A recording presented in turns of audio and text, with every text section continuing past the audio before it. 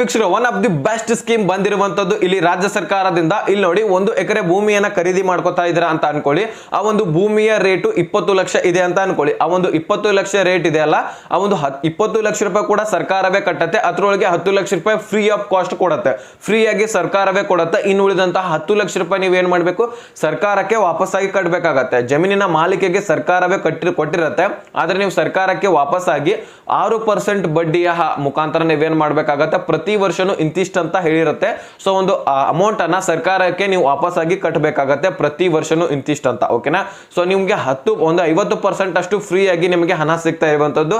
So ಆದಷ್ಟು ಈ ಒಂದು ಸ್ಕೀಮ್ಗೆ ನೀವು ಅರ್ಜಿಯನ್ನ ಬೇಗನೆ ಸಲ್ಲಿಸಬೇಕಾಗತ್ತೆ, ಟೈಮ್ ಕಡಿಮೆ ಇದೆ. ಸೊ ಹಾಗಾದ್ರೆ ಇದಕ್ಕೆ ಅರ್ಜಿ ಸಲ್ಲಿಸಲಿಕ್ಕೆ ಡಾಕ್ಯುಮೆಂಟ್ಸ್, ಇದಕ್ಕೆ ಅರ್ಹತೆ ಎಲ್ಲನೂ ಕೂಡ ಕ್ಲಿಯರ್ ಆಗಿ ನಿಮ್ಗೆ ಬೇಕಂದ್ರೆ ಮೇಲೆ ಬಯೋದಲ್ಲಿ ಯೂಟ್ಯೂಬ್ ಚಾನಲ್ ಲಿಂಕ್ ಇರುತ್ತೆ ಅಥವಾ ಟೆಲಿಗ್ರಾಮ್ ಚಾನಲ್ ಲಿಂಕ್ ಇರುತ್ತೆ, ಅಲ್ಲಿಂದ ಜಾಯಿನ್ ಆಗಿ ಅಥವಾ ಇದೇ ರೀತಿ ತಮಿಳು ಮುಖಾಂತರ ಒಂದು ವಿಡಿಯೋ ಅಥವಾ ಲಿಂಕ್ ಸಿಗುತ್ತೆ, ಅಲ್ಲಿಂದ ನೋಡ್ಕೋಬಹುದು.